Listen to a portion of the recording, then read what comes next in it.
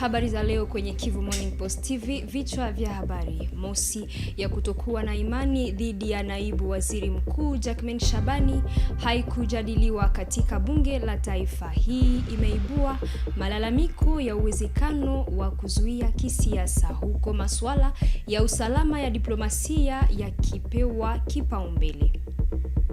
Huko Kinshasa, chama cha Envol cha Deli Sesanga kimepiga hatua ya kukamatwa kwa kiongozi wao Maître Nicolas Lenga wakati wa maandamano dhidi ya kupokea wahamiaji. Chama kinadai haki ya maoni na kinataka aachiliwe.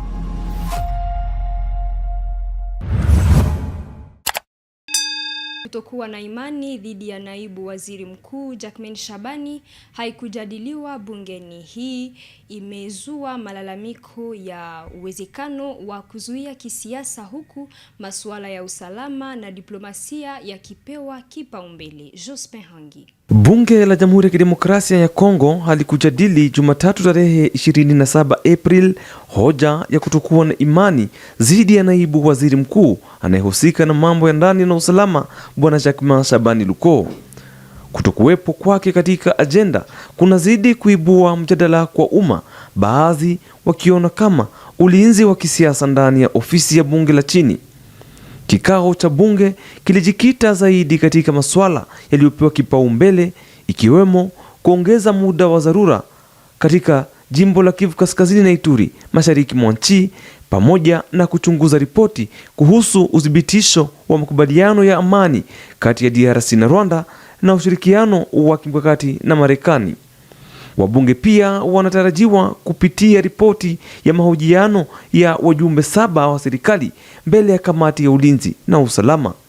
Uamuzi huu wa ratiba unakosolewa na baadhi ya wabunge wanaosema kuwa unazoofisha udhibiti wa bunge. Hoja hiyo iliwasilishwa na mbunge la Yango Tikala na kuungwa mkono na wabunge 56. Inalaani kuendelea kwa ukosefu wa usalama katika miji kubwa ikiwemo Kinshasa na Lubumbashi. Awali ilitarajiwa kujadiliwa Jumatatu, lakini sasa inatarajiwa kuangaliwa katika kikao cha Jumatano tarehe 29 April mwaka huu, kulingana na mkutano wa marais wa bunge. Ikiidhinishwa, waziri husika atalazimika kujiuzulu. Huko Kinshasa, chama cha Envol cha Deli Sesanga kimepiga hatua kukamatwa kwa kiongozi wao Maître Nicolas Lenga wakati wa maandamano dhidi ya kuwapokea wahamiaji nchini DRC. Chama kinasema haki ya kujieleza imevunjwa na kinataka aachiliwe.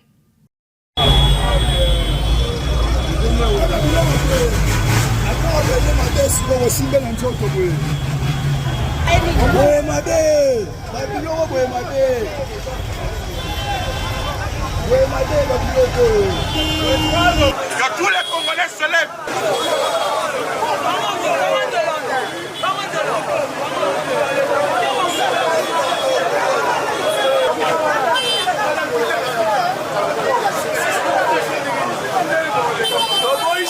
Mercenaires au Congo. Comment ça poubelle? Comment ça poubelle?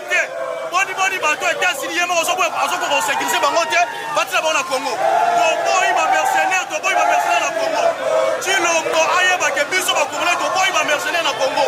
Aso que ça va sika ba outi. Le Congo n'est pas une poubelle.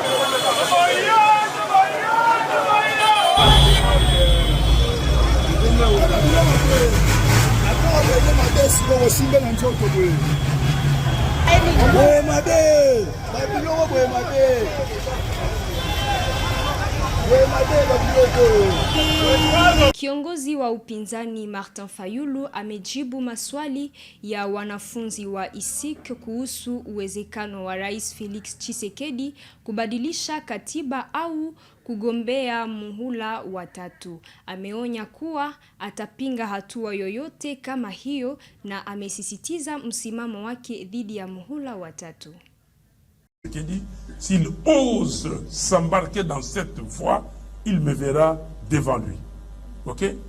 Je l'avais dit à Kabila, nous l'avons fait en 2015, vous vous rappelez, et aujourd'hui, il n'y a pas de changement de constitution ici, parce que tout ce qu'il fait, Tshilomba, il a dit, pour avoir le troisième mandat. Mais nous avons dit à Kabila, non. J'étais avec lui, Félix Tshisekedi. Non au troisième mandat, c'était la ligne rouge. Ici, la ligne rouge, c'est le changement de la Constitution. Vous pouvez aller plus loin en me disant, mais M. Fayulu, vous exagérez aussi, parce que cette même Constitution parle de sa révision, de la révision. La Constitution parle de sa révision. Et comment? Il fixe. Mais aujourd'hui, on va réviser quoi? Qui fait que nous sommes vraiment obligés de réviser. Quoi? Et vous savez que quand vous êtes dirigeant, vous faites des améliorations, des changements ou en tout cas des révisions des textes. Ça ne doit pas vous profiter. Ok? L'exemple frappant, le président Barack Obama, président des États-Unis, a augmenté les émoluments, les indemnités du président américain. Mais ça ne les concernait pas.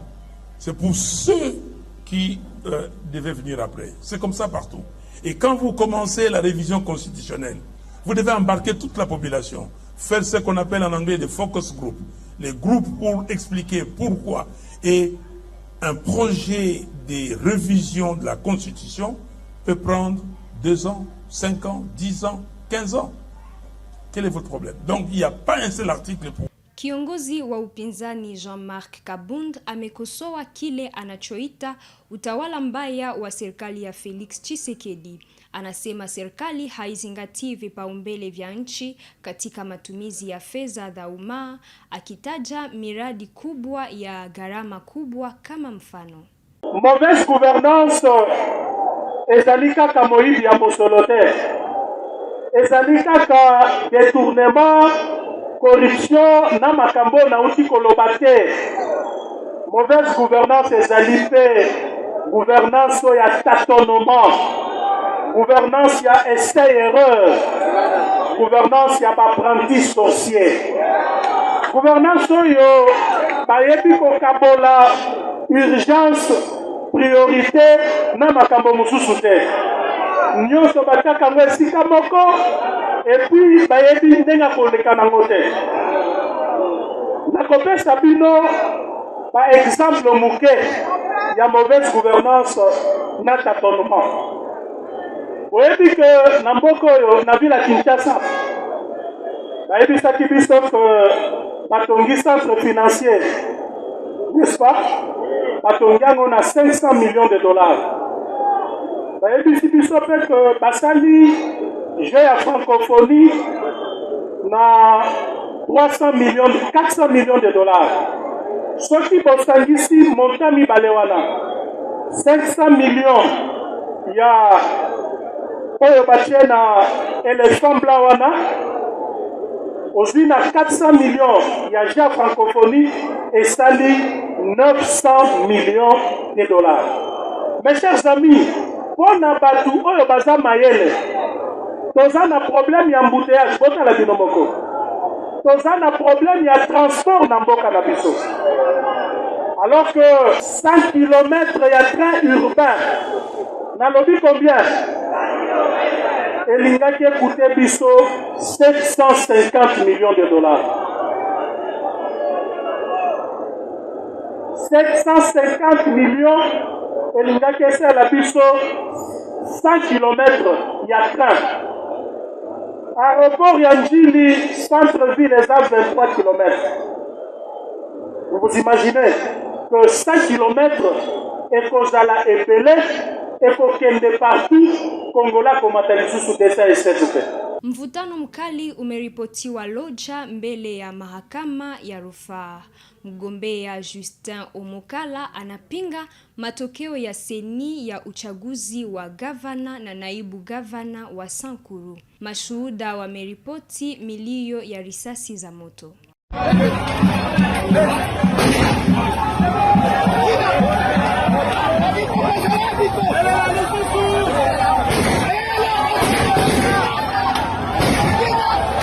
Babale.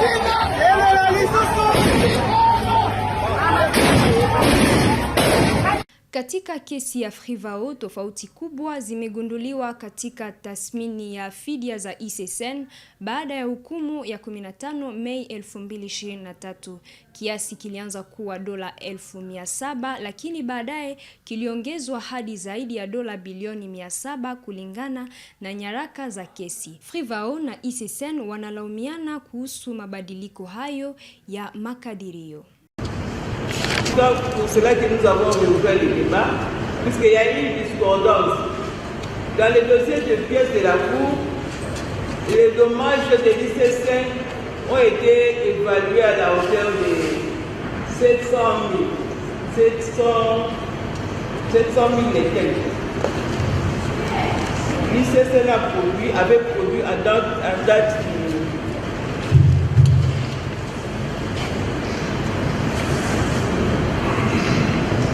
établi les dommages. Tous les préjudices ont été évalués à la hauteur de 767 564,9 $.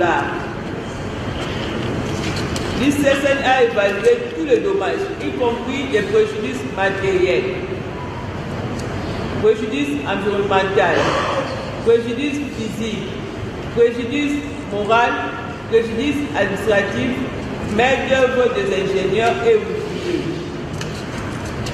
L'ICCN avait prévu également les imprévus. Et il a évalué tous les préjudices à la hauteur de 767 564 $. Et il a introduit auprès des Frivao. Mais quelques temps après, Frivao paye à l'ICCN le montant de 4 millions de $. Comment expliquez-vous ces dégâts? Pour la question de votre peur, vous trouverez dans les documents mis à votre disposition la correspondance du directeur général de l'ICCN qui est habilité à pouvoir représenter l'établissement.